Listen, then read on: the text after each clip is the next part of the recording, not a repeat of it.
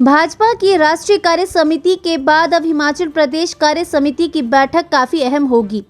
4 व 5 फरवरी को ऊना में होने जा रही इस मीटिंग में विधानसभा चुनाव में लक्ष्य से चूक कर चिंतन करने के अलावा आगे की भूमिका का निर्धारण किया जाएगा।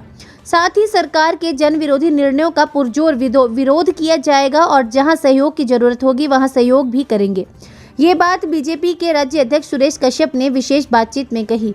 उन्होंने बताया कि विधानसभा चुनाव के बाद प्रदेश कार्य समिति की ये पहली बैठक होने जा रही है। हालांकि चुनाव में जिस लक्ष्य के साथ चले उसमें कामयाबी नहीं मिल पाई, इस पर मंथन किया जाएगा और अगली कार्य योजना को अंतिम रूप दिया जाएगा। उन्होंने बताया कि आगामी लोकसभा चुनाव को पार्टी ने रोड मैप तैयार कर कार्य भी शुरू कर दिया है। इस कड़ी में केंद्रीय स्वास्थ्य मंत्री मनसुख मांडविया का मंडी जिला में 2 दिन का प्रवास रहा और आगे भी संसदीय क्षेत्रवार कार्यक्रम आयोजित किए जाएंगे। उन्होंने बताया कि पार्टी योजनाबद्ध ढंग से काम करेगी और मजबूती के साथ आगे बढ़ेगी। सुरेश कश्यप ने कहा कि राज्य की कांग्रेस सरकार जब से सत्ता में आई है तब से जन विरोधी निर्णय ले रही है। आते ही डीजल पर 3 रुपये वैट बढ़ाकर जनता पर बोझ डाल दिया, जबकि 9 रुपये सरसों के तेल पर बढ़ाए हैं।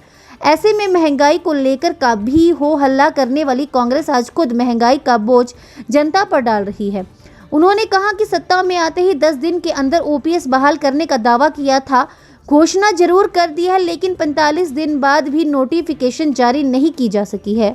यही हाल महिलाओं को हर महीने 1500 रुपये देने के वायदे का है। उन्होंने कहा कि राज्य में 32 लाख महिलाएं हैं, लेकिन सरकार 8 लाख महिलाओं को ही ये आर्थिक सहायता राशि देने का दम भर रही है।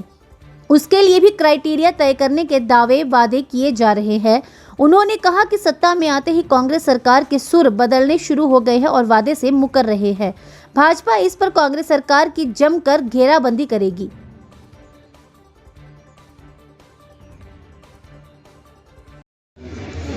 आपने टीम के साथ जाना है, जिसमें राष्ट्रीय कार्य समिति के बाद और विधानसभा के चुनाव के बाद ये पहली बैठक है। इसमें विभिन्न विषयों के ऊपर हम चर्चा करेंगे। आगामी दिनों में पार्टी किस प्रकार से आगे बढ़े, और क्योंकि जो लक्ष्य लेकर चले थे उसमें कामयाबी नहीं इस बार मिल पाई, तो अब नई भूमिका में भारतीय जनता पार्टी विपक्ष की भूमिका में हम कार्य करेंगे और हर उस कदम का विरोध करेंगे जो कि आम जनता के खिलाफ है। हर वो निर्णय जिससे कि आम जनता को नुकसान होगा उसका विरोध करेंगे। बाकी जहाँ तक सहयोग की बात है हम सरकार के साथ सहयोग करेंगे, लेकिन जन विरोधी निर्णयों का हम पुरजोर जो विरोध करेंगे। भारतीय जनता पार्टी मजबूती के साथ एक विपक्ष की भूमिका में काम करेगी। लोकसभा चुनाव आ रहे हैं सर, तो किस तरह की तैयारी है?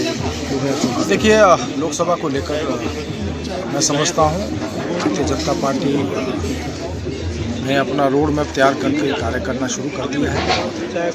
अभी हमारे केंद्रीय स्वास्थ्य मंत्री मनसुख भाई मांडविया, जो कि लोकसभा प्रवास कार्यक्रम के तहत मंडी में पिछले कल और आज उनका 2 दिन का प्रवास है। मंडी संसदीय क्षेत्र का है। आज पिछले कल भी उनके कार्यक्रम थे और आज भी कार्यक्रम है, और इसके बाद उनका दिल्ली जाने का कार्यक्रम है। बहुत सारे ऐसे कार्यक्रम हैं जो कि आगामी समय में हम इसी दृष्टि से करने वाले हैं। आम जन के साथ जो घोषणाएं इन्होंने की हैं, जो गारंटियां इन्होंने दी हैं, मैं समझता हूं उनको ये पूरा करें। सरकार सत्ता में आई है, उनको जनमत मिला है, ओपीएस भी इनको देनी चाहिए तुरंत ही। जो कि हम सुन रहे थे कि इन्होंने कहा था चुनाव से पहले कि हम 10 दिन के अंदर ही जो ओपीएस दे देंगे, लेकिन 45 दिन हो चुके हैं, अभी तक उसके ऊपर कोई निर्णय नहीं हुआ। ओपीएस की केवल मात्र घोषणा हुई, लेकिन उसका नोटिफिकेशन जो कि इन्होंने कहा था कि हम 2 दिन में कर देंगे, अभी तक नोटिफिकेशन नहीं हुआ। आम हर महिला को इन्होंने 1500 रुपये देने की बात कही, और मैं पढ़ रहा था कल इनकी जो समिति की बैठक हुई उसमें निर्णय लिया गया है कि अब जो है प्रदेश में सभी महिलाओं को नहीं, उसके लिए कुछ क्राइटेरिया तय करेंगे। और जो है जो हिमाचल प्रदेश में लगभग 32 लाख के करीब महिला है, जिसमें कह रहे हैं कि हम मात्र 8 लाख एक परिवार से एक ही महिला को देंगे, और उसमें भी बहुत सारी जो है किंतु परंतु इन्होंने रखा है। लेकिन जब वोट की बारी थी तो इन्होंने ऐसा कोई बात, ऐसा कोई उस समय कोई ऐसी बात इन्होंने नहीं रखी थी, लेकिन सत्ता में आते ही जो इनके सुर बदलने शुरू हो गए। OPS को लेकर भी और 1500 रुपये लेकर भी, 1500 रुपये जो महिलाओं को देने उसकी बात भी है। इन्होंने कहा था कि हम प्रतिवर्ष 1 लाख युवाओं को रोजगार देंगे। अभी मैं देख रहा था, इन्होंने कहा कि हम 20,000 युवाओं को इस साल रोजगार देंगे। अर्थात जो इनकी कथनी और करनी, इसमें बहुत बड़ा फर्क है।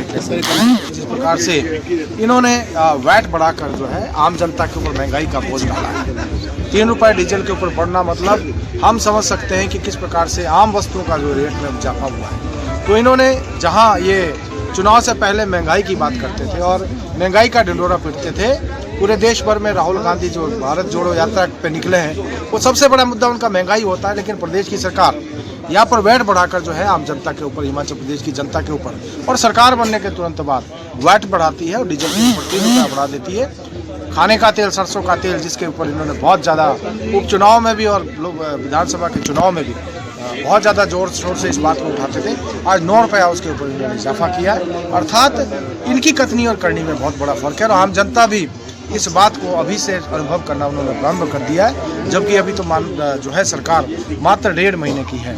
तो आने वाले समय में इस प्रकार के जो मुख्यमंत्री जी हैं बार बार कह चुके हैं कि बहुत सारे कड़े निर्णय लेंगे, अर्थात आप जनता के ऊपर जो है बोझ। हिमाचल प्लस न्यूज के लिए बिलासपुर से ब्यूरो रिपोर्ट।